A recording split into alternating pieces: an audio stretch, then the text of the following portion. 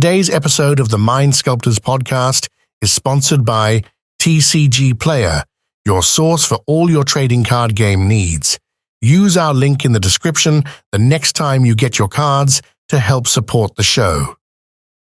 Today's episode is also made possible by our Patreon subscribers.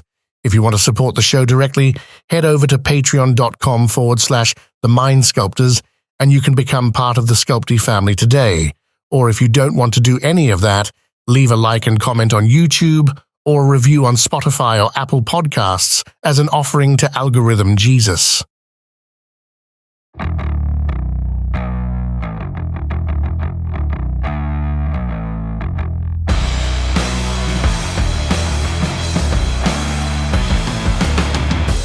What's up, everybody? I'm Callahan. Welcome to the Mind Sculptors. Why are you every Matthew McConaughey role slapped together? I don't know. Listen, I found these sunglasses. I haven't been able to wear them in a while because I didn't know where they were. And I was like, fuck it. We're favorite hat sunglass combo today. That's you don't like know where I'm looking. That is the exact type of shades that I want to wear when I play Atali. just that energy. These are my ROG size shades. Yeah. Oh yeah. The ROG shades. Yeah.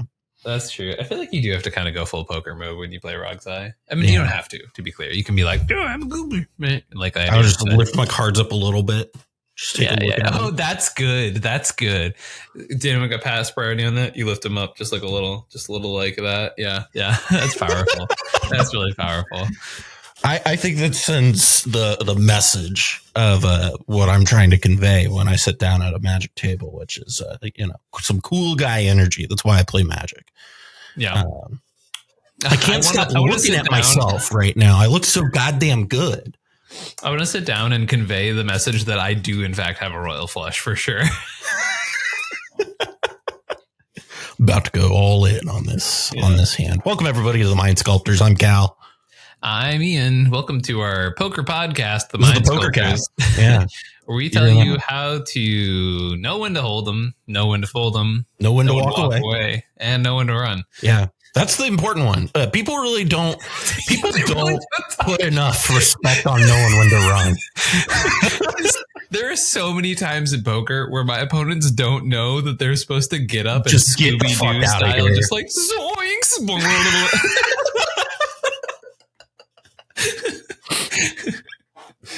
Legs move in the air as they're trying to get.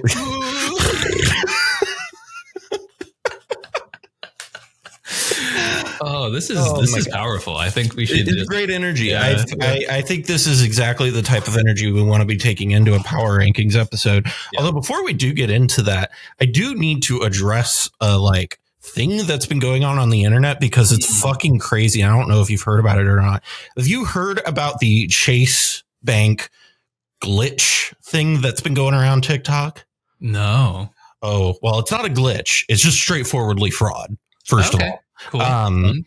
So basically people figured out that what they could do, it's I believe it's called like kiting is what the term for it is technically. But what people figured out is they could like write these big checks to themselves, deposit them with like their phone or whatever, rush to a bank and then take it out before it goes through or whatever. And there are these people who called it a glitch. And I've been really enjoying watching people get these giant things from their banks as they're about to go to court, because that is just straightforwardly fraud. Yeah. I think anyone who expected that to work with no really bite back was very stupid. Yeah, you know the banks are like notoriously chill. Yeah. Notoriously chill, right up really there with casinos, which I have a lot of experience with personally. Oh, as a professional poker player, I have plenty of experience with the mob. I mean, casinos, yeah.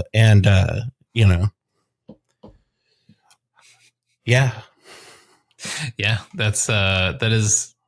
People will never fail to amaze me with their stupidity. Yeah, every now and again, like TikTok trends rolls around, and I'm just kind of like, man, are we sure people should be allowed to be out and about with like? Are we sure that they are okay? Because I'm not entirely confident in that. Yeah. But anyway, other people that I don't know are entirely okay to be out and about right now are sad folks out there playing Ob Nixilis, Captive Kingpin, Malcolm Timna, Najila. I think those are the only decks that I have a sub 20% win percentage for this past month. That are heavily represented, to be clear. Heavily represented, that 10 or more entries. And so those are the ones I think we should that start. Let's redefine the parameters that we use for like a lot of our research. Yeah. I think that's a good thing to just start at the beginning of the episode. So a lot of Cal does an amazing job and spends their time getting data for us to do this review. Right. And a lot of these numbers you might hear, you'd be like, where did we get that from? So it's number scraping from EDH top 16. Right. And then with the applied metrics of a deck needs to show up 10 or more times in a month, correct? 10 or more times in a month. At least 10 times. At least 10 times. And have a representation of 50 or more players at these. Okay. I'm actually starting to get a headache now because I don't have my glasses on and I can't see. 50 more players. But I need context. I just can't see in I can see well enough, but it's like blurry, so it's giving me a little bit of a headache. You're supposed to do the cool kid move and put the shades on top of your real prescription glasses. Yeah. This one. Oh, fuck. Take my money now. This really emphasizes the fact when I have the other ones on, you don't see how it's actually just a little fucked up on the bridge where it kind of goes down at an angle right there. You don't really see that without the glasses underneath, but this really accentuates that. Anyway, you gotta know when to run, baby. But yeah, so we pull these off of EDH top 16 every month. They are more or less about the entirety of the month. Sometimes it pulls like a little bit more depending on like when weekends fall. So that's like one thing that always kind of is important to note with that. But I'm pulling data specifically from events that are 50 players or more. And the reason I think that is a notable number is because that is when we get into you are going to see a cut to top 16 almost every time, or a cut to top 10 at 50 or more players. Anything below that, you're probably just doing a straight cut to top 4. And so with that that, you're able to gather more data on that mid-level perspective. And I want to be able to pull as much from that mid-level as I can, because I think the macro view of what the micro view of what the smaller events look like is more indicative of the wider format than what just, the biggest event is.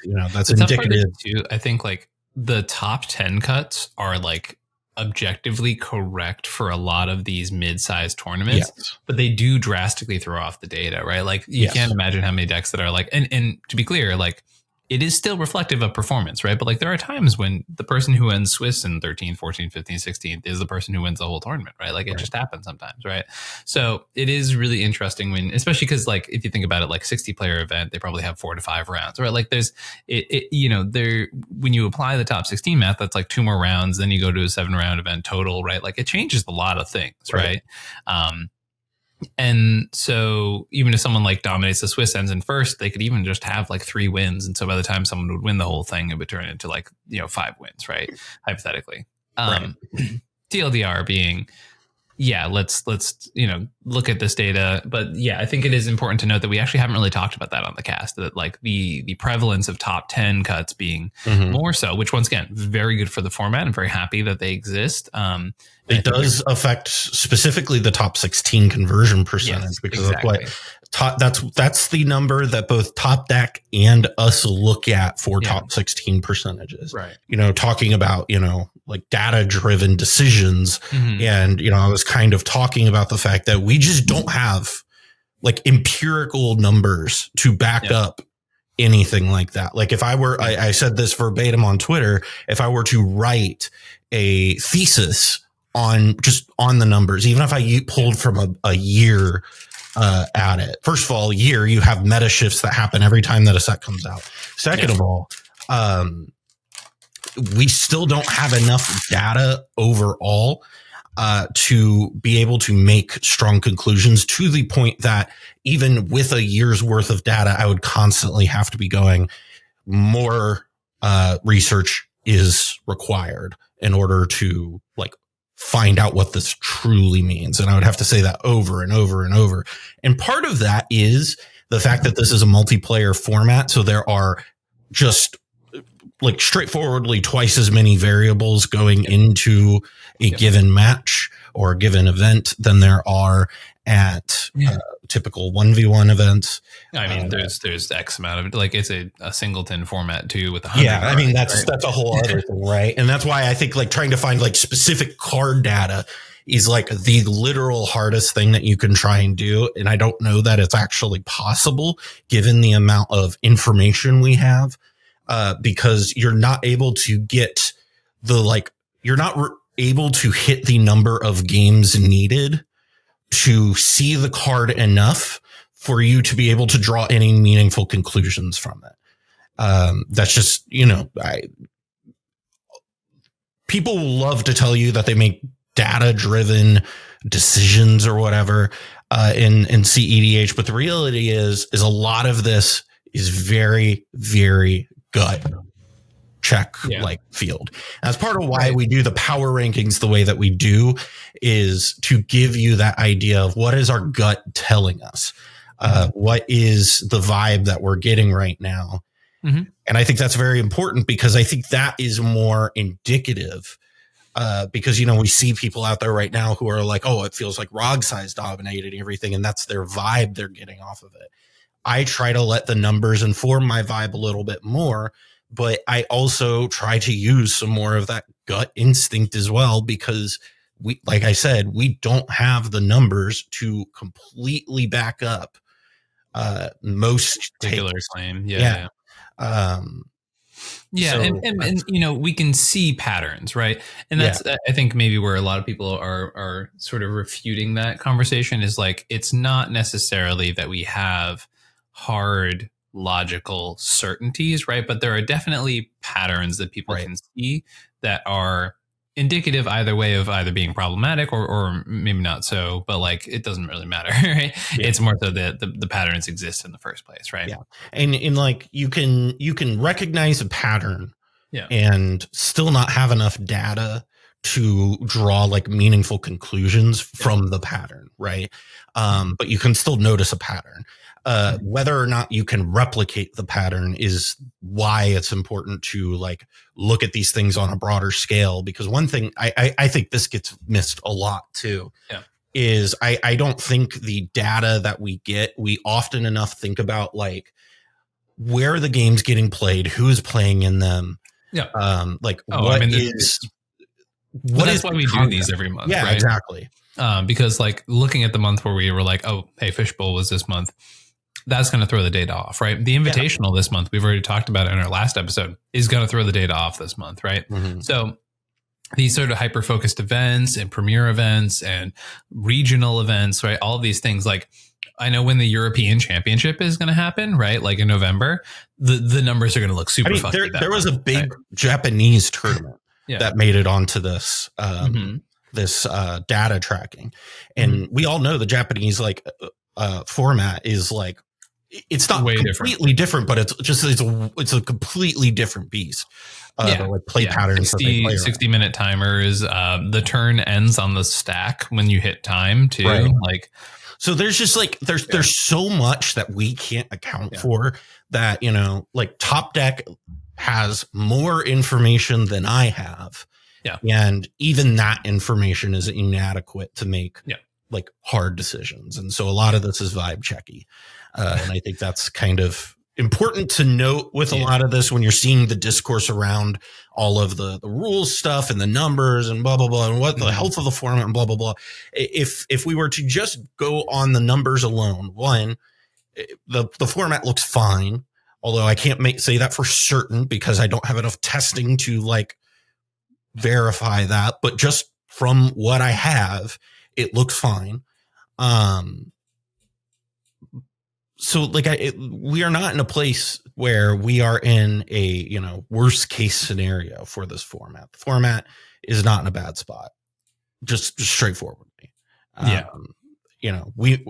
I don't know that I love the coalescence around ROG, which is something that I think, and I said this last week, and I think some other people kind of really echoed what I was saying, is that the more people, gather around that archetype, the better it does.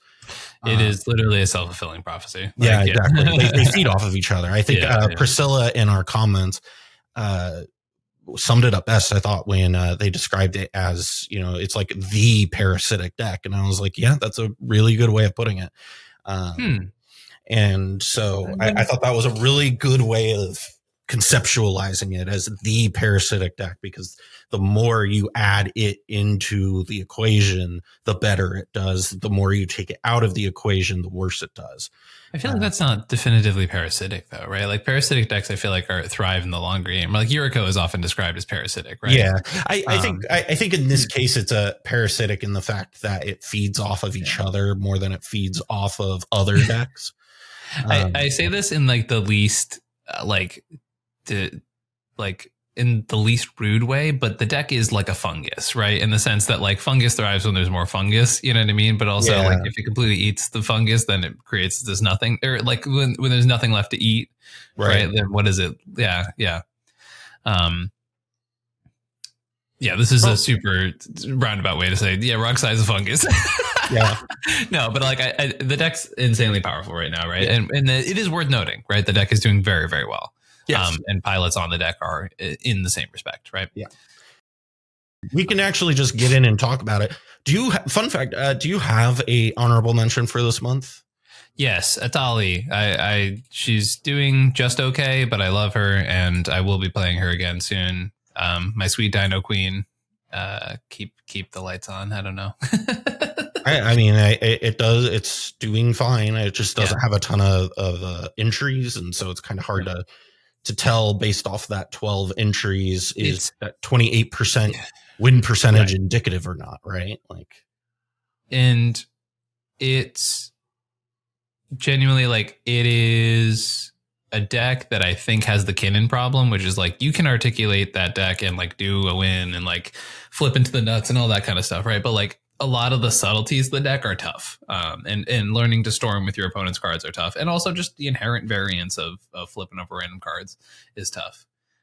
Someone in my Discord the other day actually was like, "Yo, my meta's super ROG side heavy. What do I play?" And I was like, unironically, I think you play Atali because like it's a deck that deck has like really bad answers against, except for Flare. Flare, then if you hit one of their cards and they flare you, it's pretty bad.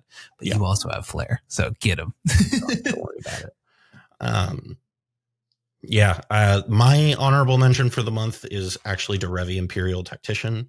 There isn't any, numbers for it this month. It didn't get played a ton, but I played against it a good deal in like pickup games at the Open, and I was thoroughly impressed from what I saw.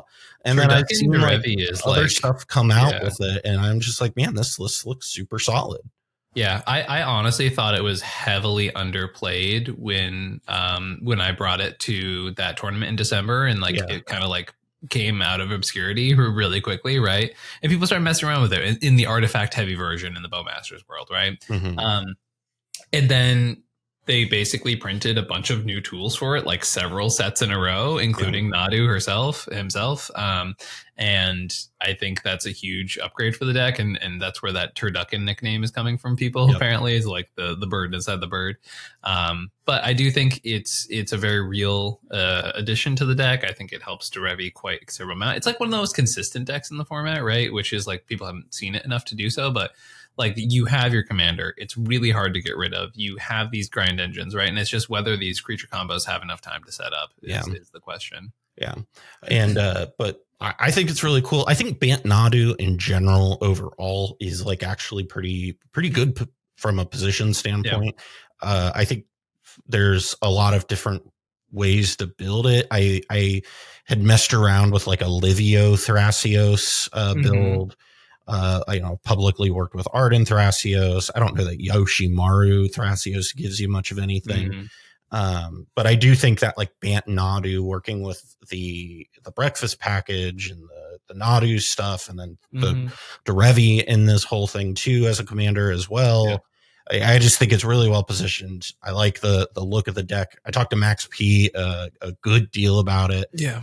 When we were there at the Open, I really like the conceptual framework behind it. So Derevi here is I'm telling you, Breakfast Warriors was a good concept, but it just failed in its implementation. Yeah, I think if we worked on it more, it'd work. Yeah. I think it's just we have to want it, right?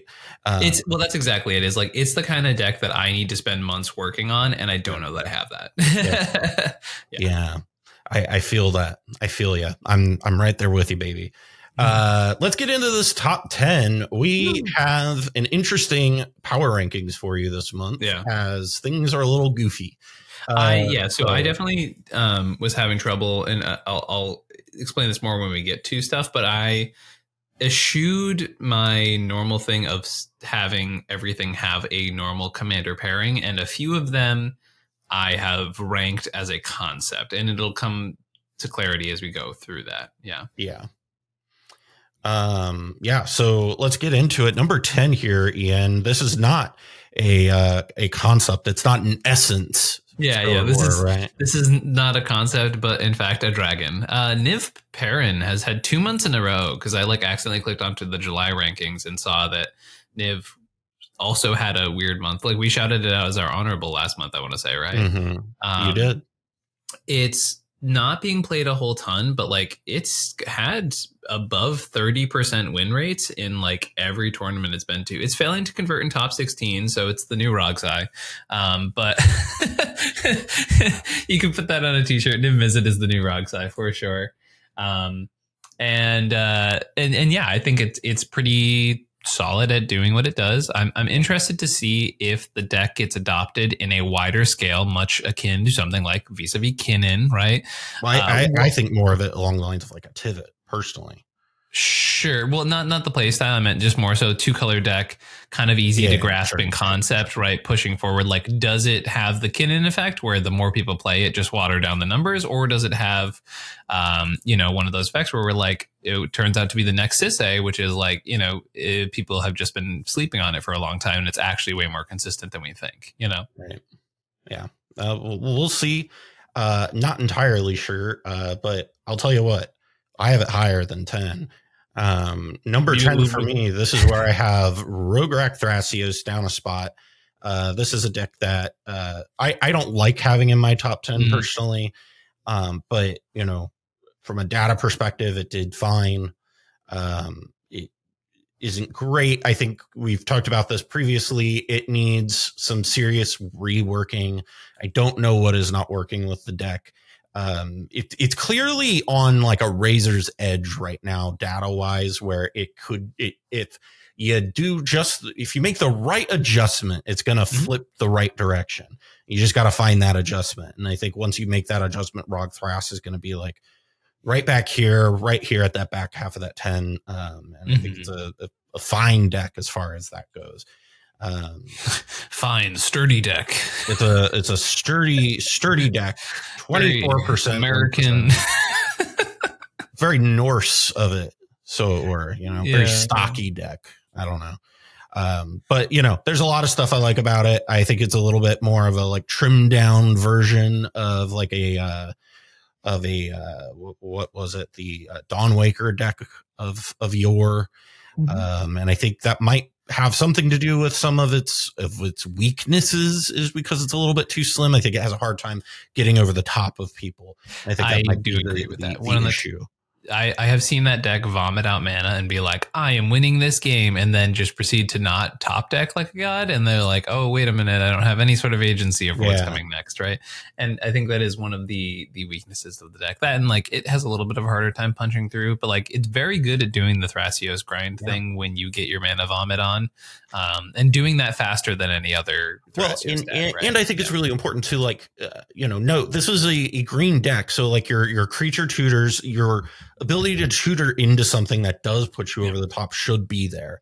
So I think, adding something, I don't know if they're playing Hullbreaker Horror, but something like that. A decent amount of them do, but I agree. Like win conditions like that are imperative to continuing to make the deck relevant. Maybe throwing a Tidespout Tyrant. Maybe you got to be on both. I don't know, but maybe you need something to help you go over the top. Maybe you need like another creature tutor or two. Like I don't know. Nick's Blue Machen and Neza Hall and it's just Kinnan now. Red Kinnan sounds a lot better than just Kinnan. Honestly, like there is a world where you can just get like, play more of the big duders like the Wonder Archaics and like play less of the generic good stuff, because that's not what your colors are good at, right? This isn't good at vomiting dudes under the board, right? But so we'll see how it develops. I still like the deck enough to keep it here at number 10. Yep. Moving on up to number 9, Ian, what do you have here at 9? At my number 9, I have Tivit. I know another one you have higher. The thing is with Tivit, and it's hard for me to say, I just don't believe in it right now. It's got a pretty decent win percentage, has a pretty decent top 16 percentage, right? But a deck like that should have not 0% top 4 and win conversions, it feels like, right? Like it feels like that should be the environment where this deck thrives, and it has doo-doo, right? Like now don't get me wrong, a 40% top 16 conversion is great. 17 decks, so it's not exactly being represented in big numbers, right? I think the deck needs some adjustment from play patterns in the past, but even then it's still really hard because we end up in the same conversation of why play this over Blue Farm. And I'm not really at the point where I have an answer to that question. And like, it sucks because obviously it's a deck that meant a lot to me. It was my first major tournament win with it. Well, right? I mean, I could answer it for you. You want the easy win con access out of the command zone. You have your win con setup is more common. Right. But right. And that's fine. Right. But like when Tivit is not like the play patterns lean you away from playing Tivit, that's the concerning part. I mean, not really. You just play it when you need it.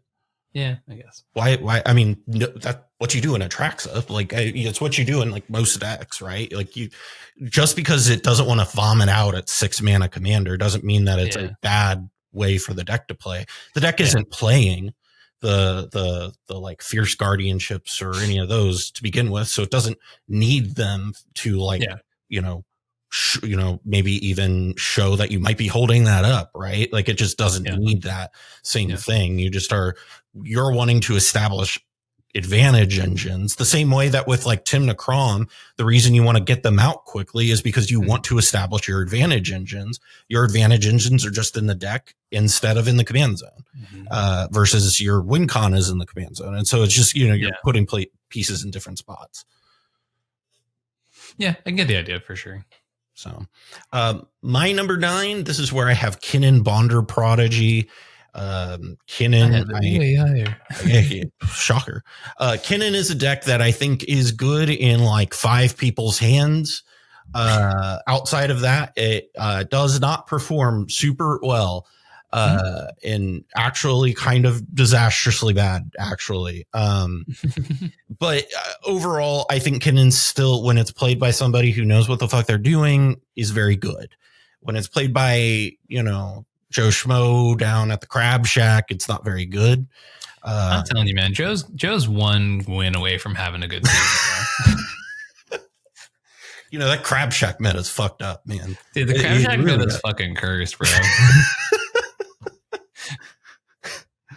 But yeah, I got Kinnan here. I know you believe in it a lot more than me. It's kind of your Tivit. So we're, differences is mine just doesn't have terrible numbers.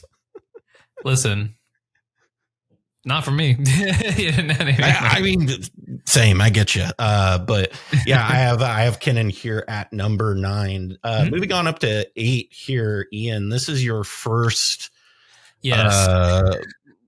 lump sum, so it were. This is at number 8. I have 5 color pile. This is indicative of the fact, and honestly, I could have could have put 4/5 color pile here and felt actually it summarizes better, right? But the idea is that like this is a reference to the Kenriths and the Nagilas and the Clam Chowder Sisseys and the Thrasios Vial Smasher untested 4-color pile list, right? Like the all of that soup I have here at number 8, because I think when I was going through this, I was struggling to find individual decks I wanted to say, you deserve to be in my top 10. But the concept of what we're fucking around with here, right? Like this is where the Breakfast Warriors fits in. This is where the No Bad Cards Nagila, the Aggro Nagila, the Kenrith Hermit Druid, the Kenrith Turbonaz, the Kenrith Nadu pile, right? Like all of these things that are nondescript, generic, but good because 5-color or 4-color, that's where all this shit fits for me. And I think that is kind of where these things need to fit.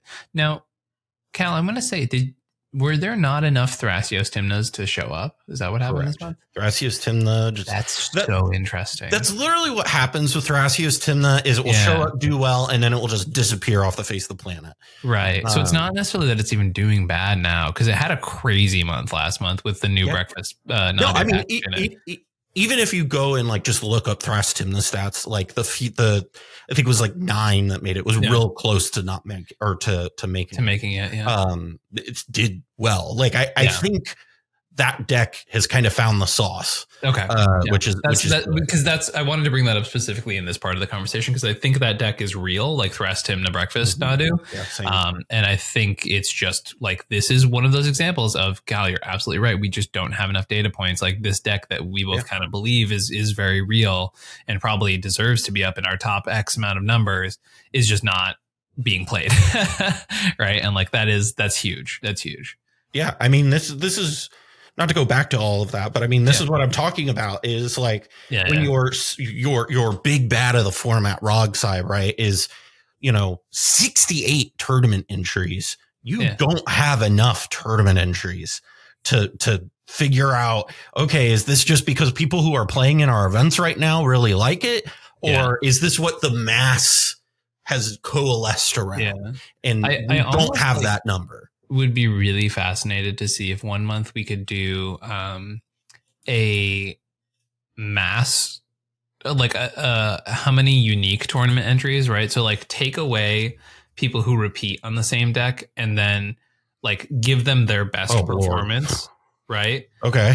Right. I'm saying like this, it would be a little bit of work, right? But I'd be really fascinated to see that, right? So take away people who are repeatedly entering tournaments on the same deck over and over again, give them their best performance for the month and only keep that and then cut out everything else. And I'd be super fascinated to see. Cause like, I know for a fact, like there was a couple months ago, like Wounded was the only person playing Nadu, and like Nadu overperformed that month because no, he wasn't the only person, to be clear, but like he had like multiple top 4s in a win that month. Right. And so like, if you took his numbers out, I'm like, what does that look like? And like back when, Kinnan and stuff like that, right? Like those, I think that's really fascinating to dive into those potentially, Yeah.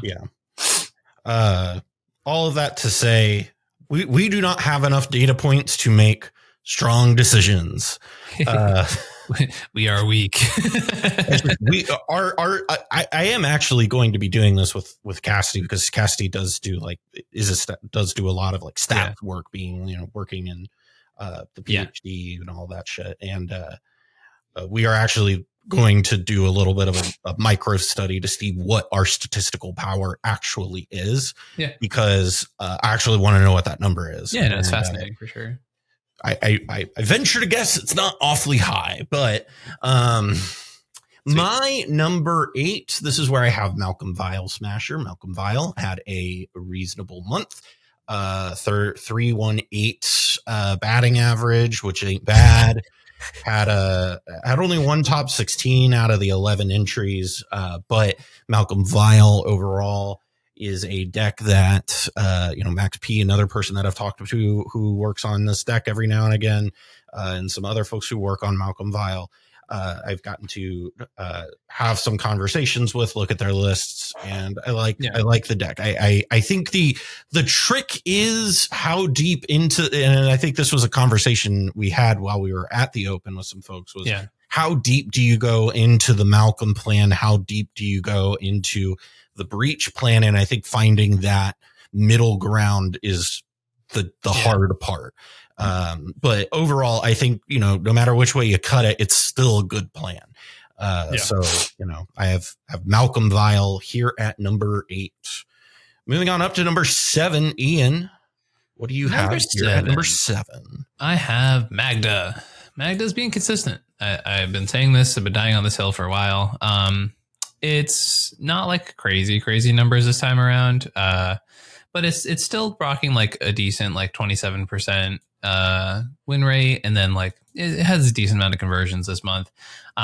My reason for having it up here at number 7 is like, it's not falling off. You know what I mean? It's just, it has its good months, it has its bad months, but it's still just doing the thing, right? Like, and that's the interesting part of that is it tends to hover right there around 3% of the meta share, like consistently. Right. And even if it doesn't have like the most conversions in a month, right? Like the fact that it is still rocking like an above average win percentage comparatively to like other top decks in the format. If you look at them, like it makes sense to me, right? Like it's just, for sure. It is one of the most consistent decks in the format.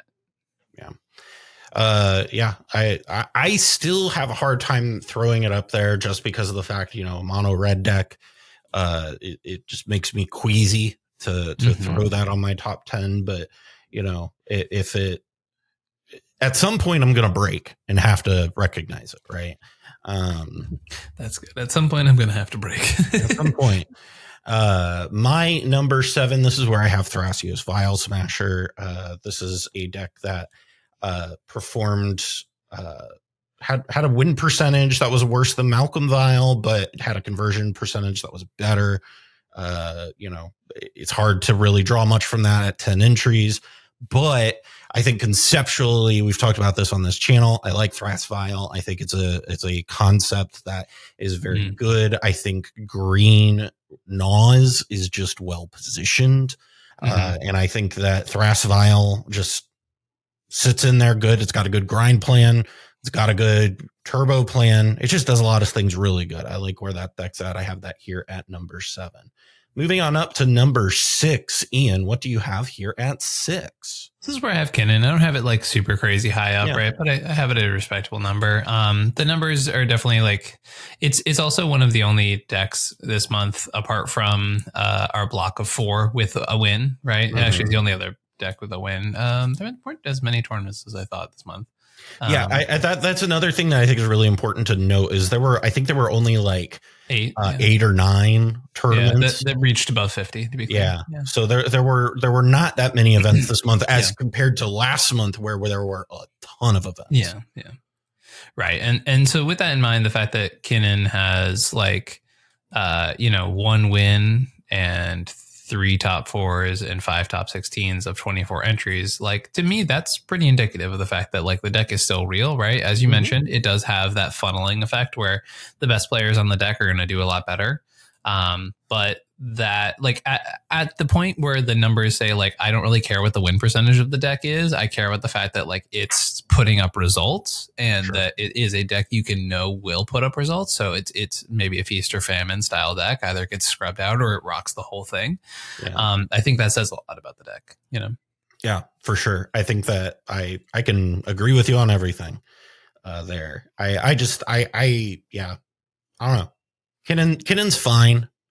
It's not what I would bring to a tournament, but I'm also not Ian, so whatever. My number 6 here. This is where I have Niv Mizzet Perun. I have it higher up. I think Niv, one, like you said, has had a couple good months here in a row. The other level of that is that not only has it had a couple good months in a row, but I played against it a good deal when I was at the Open, and I was just impressed by its play patterns. Felt very solid, felt very strong. I think that it has probably one of the best like reactive control-y game plans in the format right now, has one of the best finishers in the command zone right now, that can do a lot where you can play it as a value piece, you can play it as a finisher. It does all of the things. And so I really like Niv right now. I've always kind of been careful to throw it up here because, you know, it's one of those decks that is kind of like a dedicated crew that plays them. But I do think that Niv had a good enough month or a good enough string of months for me to justify putting on. And there really just isn't a ton of like great deck performances for me to make a like, here's for certain what I'm putting in my top 10, blah, blah, blah, blah, blah, right? Like I can tell you like a bunch of decks that like similar to what you're doing. But I do really like Niv. I do think that it's worth putting here at number 6. So that's what I have here. Moving on, number 5. What do you have here at 5, Ian? At number 5, I have Grixis Core X, as in X equals variable deck. Valley Flood Caller, Necrodominance, Flare of Duplication, Born Upon the Wind, Necropotent, Ad Nauseam. These are all cards that make your deck better because they're powerful. And yes, Rog is currently the deck that is using them the best. Does that mean that other piles of Grixis Core X cannot perform well? No, it doesn't. People are just defaulting to Rog. There are reasons to play other ones. For example, Warnog and what's the other one? Warnog. Bjorna, that's it. Thank you. Bajorna. That's not how you say Norse Jays. Bajorna and Warnog, or Thrasios File Smasher, or even the Kess and Allah, right? Like they all have these. All of these tools work, right? I was off camera closing my door because there's like they're doing lawn work out in front of our apartment door, and you missed my reaction to you saying Kess of just. Hey, listen, it's Grixis. Doesn't matter. You can resolve necro buttons and draw 15 cards and cast. You can do it anywhere else, right? I guess. I guess. Grixis Core is pretty A-OK right about now. My number 5, this is where I have Tivit moving up a handful of slots. Tivit, again, we said this earlier, had a good month, had a good top 16 percentage, had a good overall win percentage. And, you know, I said this last week, and I know you don't quite agree with this, but I actually think this like Rogsai meta is great for Tivit because it has all the answers for Tivit or for Rogsai. And it just, you know, and then when you have people come in with their like, and, you know, come in with their Kinnons or their, you know, whatevers, you're very well prepared for it because you've got like all the answers in your deck. I think what it ultimately comes down to for Tivit is pilot skill is a huge level of what makes Tivit good. And, you know, again, you got to be disciplined with that deck. You can't just go turbo and out your Tivit. Like, you know, that's not how that deck wants to play. And that's okay, no matter what some like spindly twinks might tell you. Wow.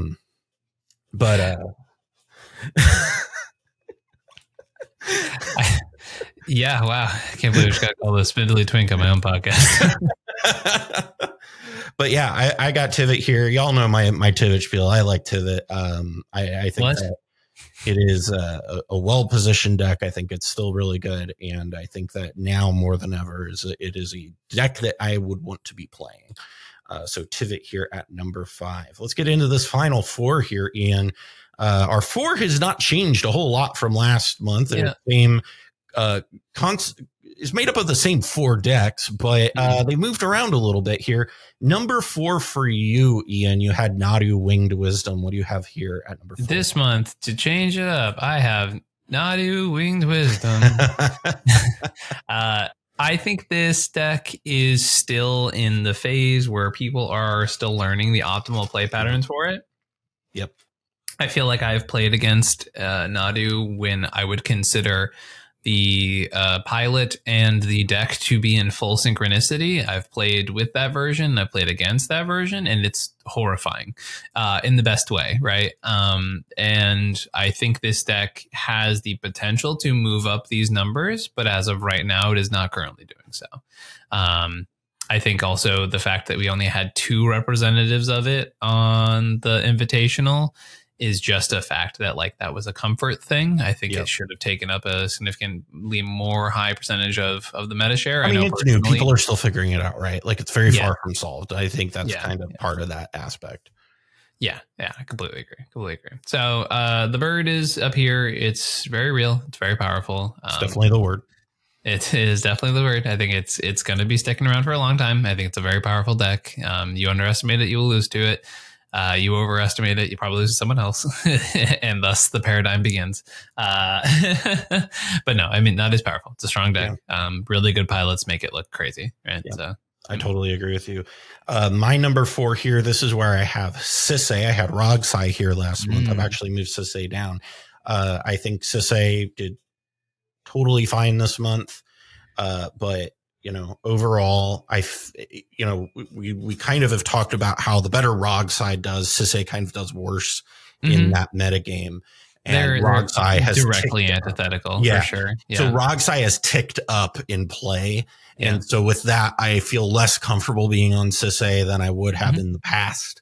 Sure. I still think it's incredibly good. And I still think into like a blind meta game, you can't go wrong.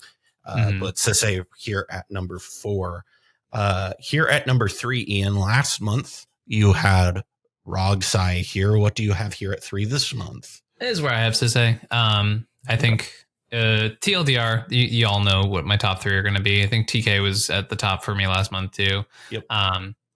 Basically, I think ROG had a crazy performance this month. I think, it's one thing to talk about how well it did at the Invitational. It was like literally we were all prepping for an over exaggeration of ROG numbers at the Invitational because that's the people who qualified and we know what they were going to be doing. Right. Yep. So like that was always kind of the expected result. What impressed me was the runs at the Open as well. Right. Yep. That was the part where I'm like, okay, maybe we need to just be moving this up and consider it, a higher place deck in the format, right? I mean, Koval having that run really, I think, invalidates a lot of the counter arguments for the anti-ROG conversation, right? Like being in now, there's a lot of answers there, and also like shout out to Kevin for also making top 4 of that tournament for the same thing, right? Like 2 very deep runs with this deck, and I think that in general, like it has just gotten a lot of really powerful tools. As I mentioned, Grixis Core X is really, really strong right now because Wizards, for some reason, keeps Grixis Core X is my new favorite X-Men comic. And so like Wizards keeps overprinting into that core right now, and we are seeing the results. They're sowing, we are reaping. Yeah. Overall, I agree with what you're saying there for sure. My number 3 is Nadu Winged Wisdom, same place as it was last month. Listen, y'all, the bird is the word. It's good ass deck. You should try it. I don't know what an ass deck is, but you should give it a try. It's a good deck. I think that I am confidently no longer stressed about its long-term position in the format, which is good. But, that is a thing that I'm very happy that this deck is like around. I know people are talking about how, it's so miserable to play against. Yes, because all you play in Rogsai are peaches to play against, right? I think that this is a great different deck to have around right now. And I like Nadu here at number 3. And if you like doing stormy stuff, but you want to be playing stuff that's a little bit harder to interact with, Nadu's a great place to be there. Number 2, you said was Rogsai for you, Ian. That's where you had Sisay last month. I had Sisay there last month as well. And I've put Rogsai here at number 2. I fully agree with what you said. I think Rogsai had a month where it's very hard to argue with, and again, I will give my one note that I've given throughout this entire episode, which is the more Rogsai is represented in a format, the better it's going to do. This is not this is different than like, there's just a lot of people playing it, because Kinnan had a lot of people playing it, but didn't have that sort of, like compounding ability to it. Right. And part of that is because, it's a multiplayer format. So like the more Kinnons sit down at a table, all of the Kinnons kind of get progressively worse. Rockside just artificially adjusts the tempo of the game, right? Exactly. Like it just and so the games can go longer and go into the grindy games and all that stuff. And the deck now has tools to survive that, right? Sure. But more so, it is the idea that like the game sort of changes to, okay, well now we have to keep mulls around this deck sort of just popping off in the first couple turns. And if there are multiple, it's like, okay, well now the entire game plan is them, right? Yeah, it's a lot of shin kicking and turn order matters, right? And that like the other Rogside decks aren't going to really do much about each other. So it really comes down to the other two players to answer that. And that's why the Rogside decks do better in their own metagames, or where there's more Rogside prevalent in a given metagame, is because they kind of feed off of each other in a way that like Tivit decks, you throw multiple Tivit decks at a table, it's not going to increase the likelihood of a Tivit winning, right? Throw multiple Timnachroms at a table, that doesn't mean Timnachrom's going to win that table. I actually do think the Tivit thing might actually be the case. I think Tivits are better in multiples. Yeah. It's like stacks, right? When you had days where like stacks was much more relevant in the format, the more stacks decks were there, the more likely it was just one of the stacks. Tivit right? Being a control deck, I think like the more Tivit there is, the more likely you are to make it to the late game, is what I would say. And that's a deck that wins in the late game. I don't know that it necessarily means you are going to win. Is the difference there. But that being said, I think Rogsai, I think there's a lot of context that needs to be put around it, but I do think it's very good. And I think it's very clearly the second best deck in the format. And I don't think that's very indisputable. And the indisputable number one is Timnachrom. We both agree on that. We both have Timnachrom here at number one, 12% of the meta share, which, not a disturbing amount for what it's worth, especially when you zoom out. And this was one of the things I brought this up on Twitter, but I think is very important to note, is that, we look at these meta shares and you pull out, when you look at what the meta looks like outside of these 10 or more entry decks at these 50 or more 50 or more player events, 41.75% of what was played was not these 20 decks, right? That is nearly half, right? Like that is a huge number. And if that number was somewhere closer to like 25%, right? And we saw the top be like 11, 11, 11. Yeah. I would agree that we are in a place where we need to worry. Yeah. No, I think the metagame is diverse for sure. We're not at that place. We just saw Sephiroth's top 4. Yeah. Like what is it? The biggest North American tournament, I think. Yeah. I do not think that we are in a position where we need to be necessarily trying stuff. I think that if we want to try stuff because we want to see what's available out there, that's fine. But I don't think the format is in such a bad place where, if we don't ban Ristic Study, the format's going to die. No, I think we're in a position that is very good. The format's wide open. Yeah. I think what it ultimately comes down to is, deck building and being competent at deck building. What are the things that the top decks all share? Great deck building. They've all been kind of figured out. What are the things that the decks at the bottom of this top 10 all share? They're still being figured out. There's the format. And that's kind of where we're at, is the counterplay is still being developed. You just need to be committed to it.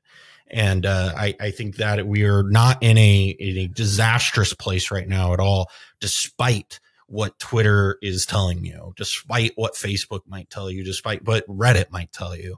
We are not in a bad spot. Nothing is disastrous right now. And to like pull out of social media a little bit, right? Just talk about the numbers we're seeing, right? Like obviously there are 4 decks that are really unquestionably the top decks, right? And those numbers are definitely concerning, but like there are definitely things that are putting up results outside of those things, and that is something we definitely need to cling on to, right, as an understanding. I will say we are definitely seeing some like I mean, honestly, if Grixis gets any more tools, we're kind of in a shit spot, right? Because really Wizards is just like overprinting into that color pie right now. For sure. But that being said, I think, you know, the sky's not falling. I'm still going to bring brews to tournaments, right? Like I'm not just like, oh my God, I can't play anything super weird anymore, right? These things aren't the case. I still think, you know, Bowmasters will be the hill that I die on. I think that is the change that we need. I think it's stopping Notion Thief, which was one of the best answers to the Ristic study lockdown problem. It's stopping like Narset, right? Like there's just so many answers I have to the like why Bowmaster specifically. I could spend an entire 45 minutes specifically just talking about the things that it would shift in the metagame, but I don't, I don't have time for that. And neither do you. So but yeah, overall, I want to make sure that I make clear in this, because I've talked about it on Twitter, but this is the best place that I have to really, you know, the best platform I have to say this as clear as possible is the data does not support a idea that we need to make drastic changes. You know, I don't know that we are in that spot. You know, I've been very clear about where I stand about, you know, what we should be doing as far as representation and things like that. That's a different discussion. But if your reasoning for wanting a ban list that's different or whatever is, the format's terrible, it's only 3 decks, the numbers don't support that. And that's just the reality of it. Now, with that being said, I can't for sure say that the format's fine. It looks fine based on the numbers that I have. But I don't know if I jack these numbers way up and I get a bigger sample size, if that changes, right? And so we just need more people playing. We need more events firing to really know for certain whether or not what's going on. Because until we get to that spot, it's all fucking vibes. And, you know, people are going to try to tell you that, you know, well, we did blah, blah, blah, blah, blah. We did X, Y, and Z. It's all vibes, right? I'm coming here telling you what my vibe is on why I like Nadu over Sisay and why I like Tivit over Niv Mizzet. It's all fucking vibes. I have some numbers that help me explain my vibe, but it's all vibes, guys. Like anybody who tries to tell you that they have numbers, you don't have enough numbers in this format to do anything more than vibes. So anyway, that's my whole spiel. That's kind of how I feel. So the top 10 here we did, and I don't know, it'll be interesting moving forward. Ian, what are some of the events and such that you're going to be, going to for folks who would that want to see you? I know you're. By the time this drops, I will have just attended SCG Tampa, where I will have played my spicy Dargo list that hopefully I'll have a video deck on at some point. Spicy meatball. I'm also going on vacation next week, so I'm very much looking forward to that. Yeah. And then after that gets a little funky. I know Play to Win's coming to record with Scry Babies, so that's a fun little thing coming down that I'm going to be obviously helping out on. For those who don't know, I actually do all like the behind the scenes stuff on Scry Babies.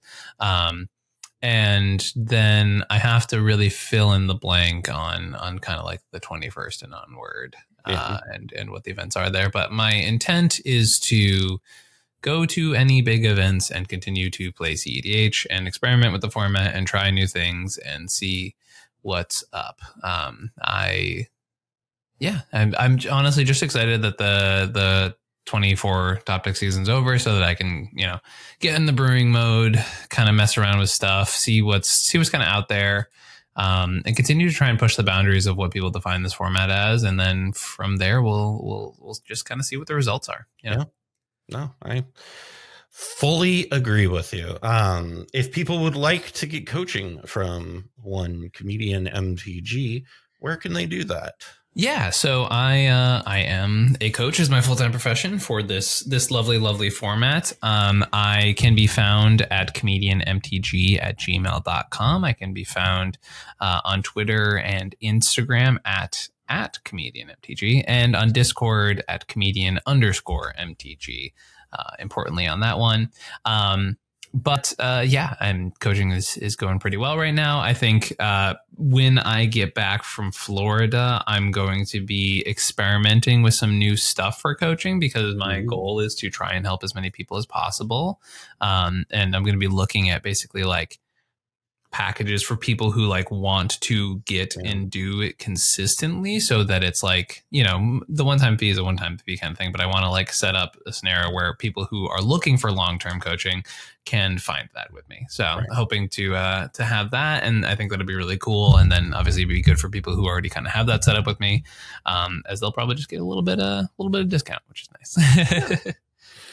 As far as helping out the Mind Sculptors, we did get a pretty good response to starting a Kickstarter for the MLC. So I will be doing some research into exactly what those needs would be. And if you want to help, just, you know, pay my fucking rent too, that's cool. You can head over to patreon.com/the Mind Sculptors, and you can help us out there. And, you know, big one also is, don't forget to like and subscribe here on YouTube. That's a big help. Yeah. And costs $0 money. It costs you literally nothing. Costs you a few thumb moves. And right now, as of recording, we are at 9,424 subscribers. Everybody watching this video is subscribed. We would hit 10,000 immediately. So please, if you're watching this on YouTube, please go ahead and hit subscribe. If you're listening on Spotify, give us a rating. If you're listening on iTunes, give us a rating. All that good stuff. It helps us out in the in all the places, helps us get into the algorithm. You know, give algorithm Jesus those sweet offerings. Also, everyone, just like if you want more on the MLC Kickstarter stuff, I know y'all were talking about that and clamoring for it last week. One, I want to keep this an active conversation as we're moving forward, because I think that helps to motivate us to like get that going on the back end. And then two, I think, you know, if anyone's interested, the $2 patrons get access to the Discord, right? Yep. Correct. Yeah. So that is a great place. If you have ideas for $2 a month, you get access to the Mind Sculptors Discord, where Cal is very active. And there you can be like, hey, we can even make an MLC future channel or something like that. Or if you have ideas for that, leave in the comments below if $2 a month is not within the reasonable budget for you. Yeah. Super appreciate all of you. Thank you for tuning in. Don't commit fraud. That's a big one. Yeah, that's a pretty good one. It's not a glitch. It's just straightforwardly fraud. Especially if you're a patron, don't commit fraud, because then we lose the money that you would be getting. Yeah, don't do the fraud, guys. That's my parting wisdom. Don't commit fraud. What did you learn on this week's episode of the Mind Sculptors? Well, I was gonna commit a fraud, but then Cal said I should. On TikTok, it was called kiting, and I thought about doing it, but then somebody told me it was actually fraud and had a maximum fine of $1 million. So maybe don't do that. Maybe don't fraud. Maybe don't fraud. Maybe don't fraud. That's the moral of today's episode. Wow. With that being said, I'm Cal. I'm Ian. Stay sculpty, everybody. See you next week.